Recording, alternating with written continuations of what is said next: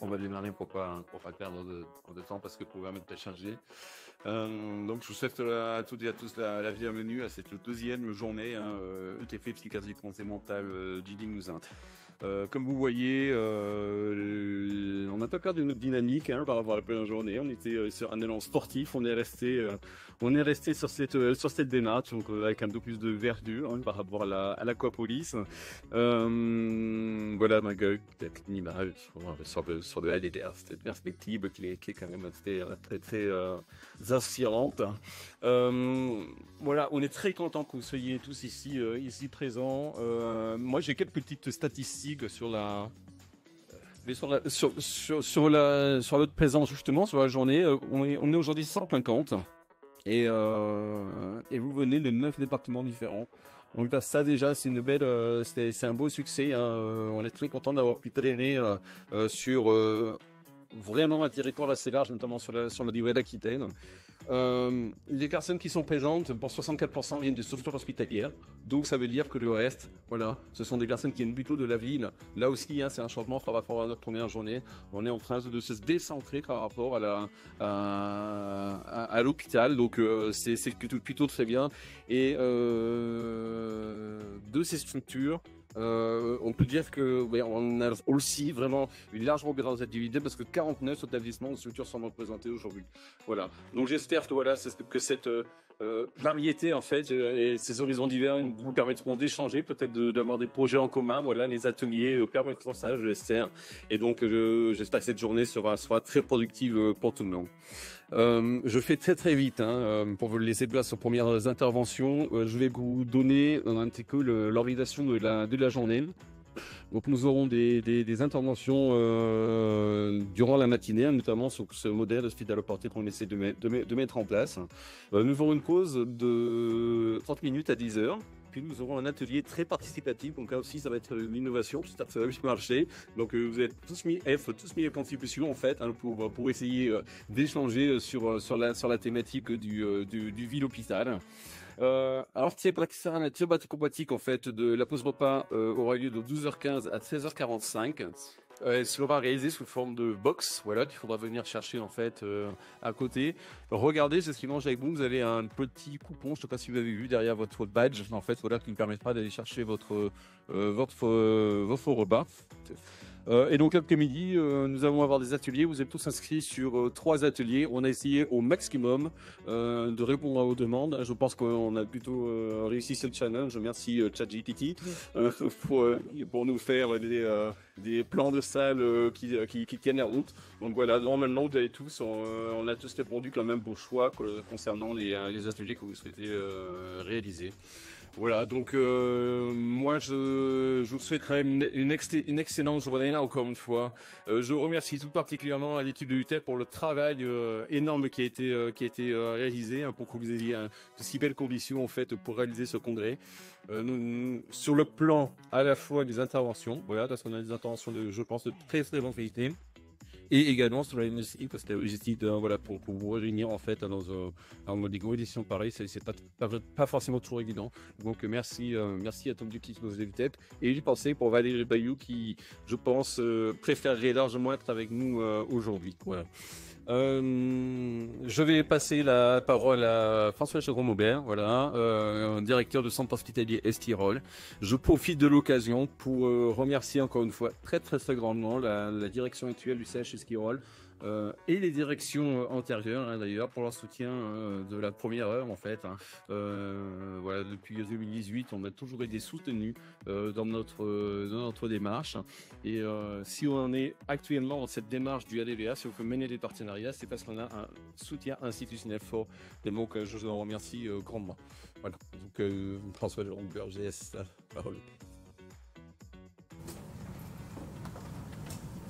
Merci beaucoup, docteur, pour vos paroles et surtout, merci beaucoup à vous et à votre équipe pour l'organisation de ce congrès. Vous avez bien fait de dire un mot de ce travail invisible mais ô combien important qui fait que nous sommes toujours réunis dans des lieux qui ont une allure particulière, une résonance particulière, puisqu'il s'agit toujours, dans le cadre de ce congrès, d'arriver à se décentrer sur la thématique de l'ETP hors les murs. Alors, c'est un grand plaisir pour moi de me présenter devant vous pour cette deuxième journée de l'éducation thérapeutique du patient en psychiatrie et santé mentale du Limousin, qui devra peut-être être renommé à terme, puisque je constate, comme la fois précédente, lorsque nous étions à la piscine Aquapolis, non seulement que vous êtes nombreux, mais comme l'a dit le docteur Arnaud, que vous venez de 9 départements, et donc le Limousin n'ayant pas encore annexé le reste de la région Nouvelle-Aquitaine et autour, je pense que nous sommes sur une dynamique qui est extrêmement favorable, et ça méritera peut-être qu'on renomme cette journée.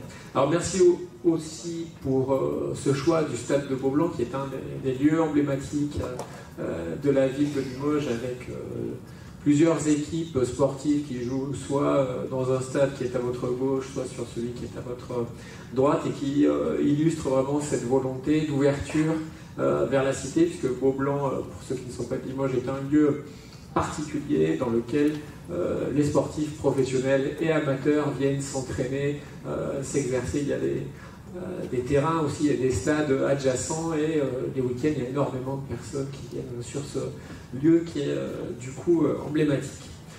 Donc le pôle d'activité transversale du centre hospitalier Esquirol continue donc de nous offrir des cadres propices aux échanges et à l'apprentissage. Alors, cela va sans dire, mais il est toujours utile de le rappeler, l'éducation thérapeutique, c'est une clé de l'amélioration des prises en charge, d'autant plus importante, j'ai un peu peur de me répéter par rapport à ceux d'entre vous qui étaient présents il y a 2 ans au premier congrès, mais d'autant plus parce que notre système de santé, comme vous le savez, est toujours très marqué par cette dimension curative forte, extrêmement structurante dans les prises en charge en France, et pourtant on peut même prouver par la comparaison internationale que des systèmes qui sont encore plus centrés sur la dimension curative et sur l'installation d'une proportion très importante d'équipements médico-techniques de pointe n'arrivent pas forcément à avoir des résultats en termes de santé publique et une espérance de vie qui soit supérieure à la nôtre. D'où l'intérêt et l'importance de faire ce travail, qui est beaucoup soutenu logiquement par l'Agence régionale de santé, de travailler sur, au-delà de la prise en charge performante des épisodes aigus qui caractérisent notre système, de travailler sur tout le reste, et en particulier sur la prévention et l'accompagnement au long cours des patients chroniques, avec cette dimension extrêmement difficile d'intégration d'une logique de travail du patient lui-même sur sa propre pathologie, qui est quelque chose, je pense, de souhaité par les acteurs, mais de difficile, à la fois pour les soignants eux-mêmes, parce que ça remet en question une partie de leur pratique, et puis pour les patients aussi. Donc, c'est seulement en 2009, je le disais la fois précédente, à l'occasion de la codification de la loi HPST, que l'éducation thérapeutique intègre le code de la santé publique. Donc c'est très, très récent à l'échelle de notre système de santé. Mais aujourd'hui, je pense que c'est indispensable aux yeux des professionnels que nous sommes, que les patients puissent, et je cite les termes du rapport OMS, être conscients et informés de leur maladie, des soins, de l'organisation et des procédures hospitalières et des comportements liés à la santé et à la maladie. C'est déjà un enjeu extrêmement difficile dans le cadre de l'ensemble des pathologies, ça l'est plus encore dans le cadre des pathologies de santé mentale, où la conscience et la relation aux soignants est encore un peu différente. Alors le thème de cette année, déploiement de l'ETP hors les murs, venez transformer l'essai, prend tout son sens dans ce lieu symbolique du sport, qui est une école de persévérance et de patience qui doit nous inspirer. Donc je le disais, en psychiatrie et en santé mentale en particulier, on a d'autant plus besoin de l'implication des patients du fait du caractère souvent chronique des pathologies, mais pour les patients c'est peut-être d'autant plus difficile par rapport à une prise en charge en MCO. Et donc les travaux que vous allez mener en plénière ce matin et dans les différents ateliers vont permettre d'explorer ces questions. C'est le travail que réalise au quotidien l'unité transversale et territoriale d'éducation thérapeutique du patient, je le rappelle, créée en décembre 2017, donc c'est relativement récent au centre hospitalier Esquirol, avec le soutien de l'Agence régionale de santé que je remercie. Donc le rôle d'ailleurs de cette unité, pour le dire rapidement, c'est pas de se substituer aux équipes qui développent ces programmes, mais de les accompagner, de les coordonner et de favoriser les échanges entre professionnels. Et l'éducation thérapeutique est aujourd'hui un axe central du projet territorial de santé mentale du Limousin. Le CHSCR est pleinement engagé dans cette dynamique, mais je pense que lors des échanges, pour ceux d'entre vous notamment qui n'exercent pas dans les 3 départements de l'ex-région Limousin, ce sera intéressant d'avoir des échanges sur la manière dont nous travaillons cette question dans ce PTSM un peu atypique à 3 départements. Alors cette journée sera rythmée par des interventions et des ateliers, comme toujours, riches en partage d'expériences et en apprentissage, avec une matinée qui mettra en lumière le modèle dit hospitalo-porté. Alors je sais, ça doit être une métaphore rugbystique qui est filée tout au long de la journée, de déploiement de l'éducation thérapeutique, avec un focus sur les enjeux de territorialité. Sujet extrêmement important, on en parlait en aparté avant le début de cette intervention, dans un territoire qui est marqué par une densité faible et du coup une densité médicale et paramédicale même faible, qui appelle une coopération extrêmement forte entre des acteurs qui ont parfois du mal à se rencontrer physiquement. Puis des retours d'expérience concrets, la mise en œuvre de programmes d'éducation thérapeutique en maison de santé. Et je me réjouis, comme l'a dit le docteur Arnaud, qu'il y ait davantage de participants qui ne viennent pas du monde hospitalier. Ça permet toujours de renforcer ces liens et ces échanges. Et puis les leviers et les freins au développement du lien ville-hôpital en éducation thérapeutique, parce que si c'était facile et évident, on n'aurait pas besoin d'interroger ces questions congrès après congrès. Alors l'après-midi sera consacré aux ateliers, moment privilégié d'interaction et d'expérimentation, avec entre autres un escape game numérique sur la santé bucco-dentaire, une réflexion sur la stigmatisation des troubles psychiques chez les jeunes de 16 à 25 ans, des modules ETP sur la vie affective, et puis sur les consommations de cocaïne et de crack, une session sur la recherche, et enfin un atelier sous forme de témoignage d'un père aidant, intitulé « S'apprendre en montagne, prendre de la hauteur pour puiser à l'intérieur », ou comment la chaîne des Pyrénées peut devenir un outil thérapeutique, malgré, pour en avoir déjà échangé avec elle, malgré des vents violents en fin de parcours, mais je pense qu'il y aura une forme là aussi de symbolique à travailler. Et je tiens aussi à remercier, avant de terminer, particulièrement les pères aidants qui tiennent aujourd'hui les ateliers et que vous découvrirez au fil de la journée, parce que témoigner de son expérience de patient et de prise en charge en santé mentale n'est pas toujours l'exercice le plus facile. Donc merci beaucoup à tous pour leur courage d'arriver à présenter leur expérience pour le bénéfice commun. Alors je le redis, l'éducation thérapeutique, elle doit intégrer une approche territoriale forte pour produire ses effets sur le plus grand nombre de patients, puisque pour ce qui concerne la seule ex-région Limousin, 80% des psychiatres par exemple de l'ex-région Limousin vivent et exercent dans l'agglomération de Limoges, donc ça donne une idée des territoires qui sont plus faiblement couverts, notamment en Creuse, mais pas seulement. Et puis le lien entre la ville et l'hôpital, c'est un élément clé pour garantir une prise en charge adaptée aux besoins des patients, notamment parce que l'hôpital a besoin de relais, et les relais ont besoin d'avoir ce lien avec la prise en charge hospitalière. C'est donc impératif de développer une offre locale et adaptée en collaboration avec l'ensemble des acteurs de santé. Et dans ce cadre, l'UTEP joue vraiment un rôle central dans cette dynamique. Elle accompagne les équipes pluridisciplinaires, harmonise les pratiques et favorise l'émergence de nouveaux programmes d'éducation thérapeutique en santé mentale depuis maintenant près de 10 ans. Alors je tiens à remercier à nouveau, en conclusion, tous les intervenants et participants qui contribuent à la réussite de cette journée. Votre engagement et votre volonté d'innover sont la clé du développement de l'éducation thérapeutique en psychiatrie et en santé mentale sur des territoires en difficulté de démographie médicale et paramédicale. Je pense, comme le docteur Arnaud, que nous avons la capacité de transformer l'essai aujourd'hui et d'ancrer durablement ces pratiques au service des patients et de leurs proches. Je vous souhaite à toutes et à tous une excellente journée de travail et d'échange. Un grand merci. Belle journée à tous. Merci. Merci à tous d'être venus aussi nombreux. Donc, merci à toutes les personnes qui sont là et qui œuvrent pour l'éducation thérapeutique. Merci à Monsieur le Directeur et merci à l'ensemble de l'organisation de l'UTEP psychiatrique du Limousin. Et donc je vais remercier aussi les directeurs des 3 départements Corrèze, Creuse et Haute-Vienne, ainsi que le docteur Elbod, le directeur de l'ARS donc à Bordeaux, au nom duquel je vais parler aujourd'hui. Alors, je vais commencer, on m'a demandé de vous donner quelques éléments d'actualité. Donc, moi, mon actualité, comme tous les ans à cette époque, c'est la campagne budgétaire. Bon, on va commencer par les mauvaises nouvelles, puis ensuite on va voir plus pour les bonnes.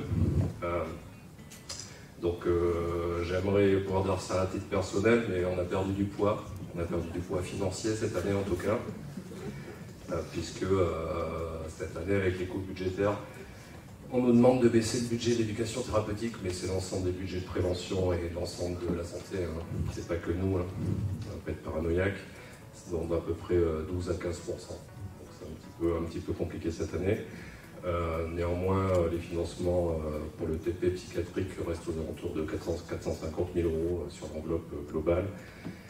Ce qui en fait à peu près 6 ou 7% de l'enveloppe. Je voulais tous vous remercier personnellement, puisque vous y participez. On est passé de 1500 patients vus en ETP psychiatrique dans la région à presque 1800.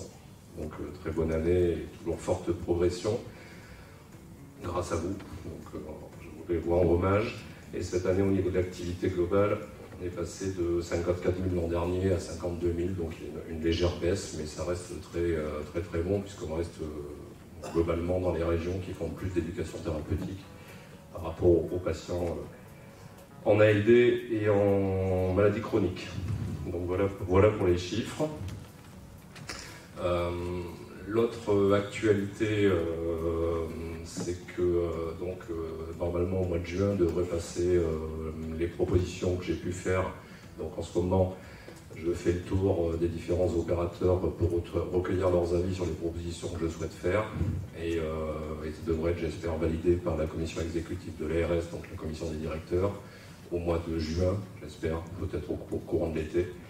Et donc, dans ce que je propose, il y a quelques retraits de l'ETP pour pouvoir ajuster le financement actuel à ce qu'on nous demande, mais ça sera assez peu le cas sur la psychiatrie que je souhaite, à titre personnel, et avec les équipes de l'ARS préserver, en particulier au vu des enjeux de santé mentale qui, dans notre pays, sont quand même très importants. Et donc, je souhaite orienter la première politique régionale, et orienter les programmes plutôt sur des maladies psychiatriques type schizophrénie, bipolarité. Et là, ce sera donc plutôt dans une idée de santé mentale plus globale, et en particulier sur un modèle qui pourrait être celui qui est fait ici en Limousin, et qui d'abord donne de bons résultats, et qui me semble extrêmement intéressant, avec une approche multidisciplinaire sur l'ensemble des pathologies mentales. Excusez-moi si je n'utilise pas les bons termes, je ne suis pas un spécialiste. Et donc je souhaite que le modèle qui est ici en Limousin puisse être essaimé dans l'ensemble de la région, même s'il y a d'autres initiatives un peu du même type, notamment dans les Deux-Sèvres, ou en Gironde. Donc je souhaite qu'il y aura peut-être des groupes de travail, d'ailleurs, où je viendrai vous solliciter sur le sujet, pour essayer de construire ensemble des modèles et que ça soit un peu plus étendu dans cette idée d'amélioration de la santé mentale. Et évidemment, et c'est là où la dernière initiative de l'UTEP psychiatrique du Limousin sur le fait de sortir hors les murs et d'aller à distance, etc., d'aller vers la proximité et vers le lieu de vie des habitants, en apportant aussi à la médecine de ville des aides dont elle a vraiment besoin pour cette prise en charge, où elle n'est pas forcément coutumière, où elle n'est pas forcément formée, compétente, et parfois même elle a des difficultés pour aborder ces sujets-là. Et donc je souhaite que ce modèle-là, déjà on l'expérimente ici, que ça soit développé le plus possible dans les autres départements de la région. Voilà. Je ne vais pas vous embêter plus longtemps, je pense qu'il y aura des choses beaucoup plus intéressantes que les quelques éléments que je vais vous donner là. Le programme a l'air particulièrement alléchant et intéressant, donc je vous souhaite à tous une très bonne journée. Et évidemment, à la pause, au repas, etc., n'hésitez pas à venir me voir si vous souhaitez discuter ou poser des questions, puisque je suis là, autant en profiter. Merci beaucoup et bonne journée à tous. C'est celui qui nous a parlé de la création donc, des asiles psychiatriques. Asiles psychiatriques ont été créés pour pouvoir donc, protéger, isoler les patients et les personnes qui souffrent de pathologies donc, mentales, qui étaient souvent perçues comme dangereuses, incompréhensibles, difficiles donc à traiter, et qui étaient une difficulté pour la société. Et on a créé ces structures pour avoir un meilleur climat de soins. Et bien sûr, pas en ville, à la campagne, parce que pour respirer l'air frais, c'est comme ça qu'on guérissait mieux. Il transmet donc le ballon donc, à son coéquipier, donc 1858, puisque c'est le premier donc, hôpital qu'il a inauguré, psychiatrique, qui accueille donc des patients, on appelait ça donc des patients, qui étaient enfermés, privés de leur liberté, dans des structures qui étaient sous l'autorité de gardiens, souvent illettrés, non formés, dans des conditions donc, de vie difficiles, un enfermement avec donc, des complications qui, sur le principe, c'était de pouvoir occuper donc les patients, de permettre donc, de vivre en autarcie et de les mettre, je dirais, au-delà de la société donc, civile. Le joueur donc à côté, là, 1864, il dit ben nous, on a eu notre premier asile donc, de Noja qui s'est installé, 300 personnes donc accueillies, normalement de capacité, mais il y avait donc 1000 patients donc en 1900, donc pour la capacité de 300. Donc on imagine les conditions. Le ballon est récupéré bien sûr donc, par donc, son coéquipier, le 1922, qui dit mais n'oubliez pas, on ne parle plus d'asile, le nom est devenu hôpital donc, psychiatrique. Et donc le 1932 à côté, il dit ça y est, on a quand même commencé à former donc, les professionnels. C'est la première promotion donc, des infirmiers psychiatriques. Tout ça donc, fait que par la suite, le ballon passe de main en main, donc au gré donc, des techniques qui sont proposées, bain, douche froide, malaria-thérapie, insulinothérapie, électrochoc. Peu donc, de propositions donc, de soins, car peu de financement et surtout peu d'intérêt pour la psychiatrie. Le joueur 945 dit « Oh là, venez voir, je suis donc porteur donc, des soins. C'est la création de la sécurité sociale, c'est la prise en charge donc, des soins médicaux, mais aussi psychiatriques. Donc, qui permet donc, de faire avancer donc, la problématique de prise en charge donc, de ces patients. Bien sûr, ce n'est pas suffisant, mais on parle donc le joueur 1952 nous dit « Ça y est, c'est l'avènement de la psychothérapie institutionnelle. » Ça veut dire que pour une fois, on parle qu'un établissement peut être un outil de soins. Mais heureusement, on a deux joueurs formidables donc, qui arrivent. L'Argentine 1952, accompagné de son antidépresseur tricyclique 1957, qui vont permettre donc aux patients d'avoir quand même du soulagement, une amélioration de l'état clinique. C'est-à-dire que le patient schizophrène, qui était inaccessible, commence donc à être soigné. On traite les symptômes négatifs, les symptômes positifs, ils délirent moins. Ils ont plus d'autonomie, ils peuvent donc pour la première fois sortir de l'hôpital psychiatrique. Mais tout ça n'est pas suffisant, et enfin donc on voit vraiment le capitaine, là, donc celui qui a essayé donc, de porter donc, la plus grande partie, donc le joueur 1960, et c'est la politique de secteur. C'est-à-dire qu'on envisage donc à ce moment-là d'avoir donc des secteurs donc, portés par une équipe donc, pluridisciplinaire, au plus près des patients. Le département donc, est scindé en plusieurs endroits. Ça veut dire qu'on propose donc à des patients d'aborder et de pouvoir être pris en charge, avec comme objectif traiter le plus précocement possible, éviter donc la rechute et permettre donc que les patients restent donc le plus longtemps possible chez eux, au lieu donc de venir donc en hospitalisation. Bien sûr, l'idée était de rapprocher, de permettre donc aux patients d'être dans leur lieu de vie donc habituel, facilitant ainsi leur intégration donc dans la société, et surtout ça a permis donc de développer des solutions alternatives à l'hospitalisation complète. L'hospitalisation de nuit, pour commencer, l'hospitalisation sur 2 jours, mais surtout des structures donc au plus près des patients, des CMP, centres médico-psychologiques, et aussi tous les soins ambulatoires, c'est-à-dire de maintenir un lien entre donc l'hôpital et les soins donc de proximité. L'équipier 1985 nous rappelle que là, on a commencé à intégrer donc dans la politique de santé la psychiatrie qui affirmait les principes de proximité, de continuité et d'égalité des soins. On a progressé donc sur le terrain. Vous voyez, je suis partie d'ici, je suis presque donc là-bas donc au niveau donc de l'embu, puisque donc on a largement dépassé la notion donc de modèle asilaire avec une prise en charge beaucoup plus humaine, intégrée donc dans la société et fondée sur la collaboration entre les secteurs sanitaires, médico-sociaux et sociaux. On progresse, une grande partie donc, du terrain, et on va arriver donc, à transformer l'essai, il n'y a pas de raison. Mais on s'aperçoit que malgré les nouveaux médicaments thérapeutiques, traitements non médicamenteux, les programmes d'éducation à la santé, qui étaient clés en main, donc il y a à le dire, c'était favorisé donc, par les laboratoires pharmaceutiques, qui ont eu au moins cette capacité à nous former, ce qui n'était pas le cas donc, de nos propres institutions, et ça a permis donc, de commencer à avoir une approche un peu plus éducation de la santé. Mais quand on regarde, les patients, eux, ils ont besoin de mieux connaître, de mieux comprendre donc leur maladie, de mieux repérer donc, les facteurs favorisants, les facteurs défavorisants, les répercussions. Ils ont envie d'être acteurs donc, de leurs soins. Ils ont envie donc, de vivre mieux avec donc, leur maladie donc, chronique. Ça ne vous rappelle rien tout ça? C'est d'avoir des capacités d'adaptation, des capacités d'auto-soin. Ça nous évoque donc le TP. Maintenant, j'ai assez parlé et je vais passer donc le ballon à... Qui est pas?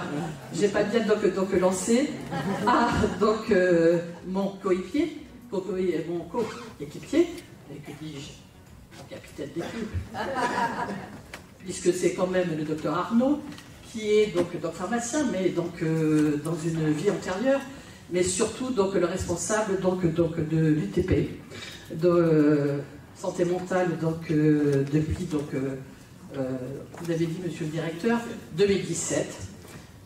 Il va nous présenter donc, le modèle hospitalo-porté de déploiement des programmes donc, ETP en psychiatrie et en santé mentale au bénéfice donc, de la territorialité. Bien sûr, il va nous parler donc, de l'UTEP, donc, du participatif, du collaboratif, de la co-construction donc, des programmes, co-construction qui se fait donc, souvent sur un modèle donc, hospitalier, et surtout donc, de voir la possibilité de la duplication de la méthode vers la ville et une équipe, donc, comme vous disiez, monsieur le directeur, territoriale de la République. À toi de jouer. Merci.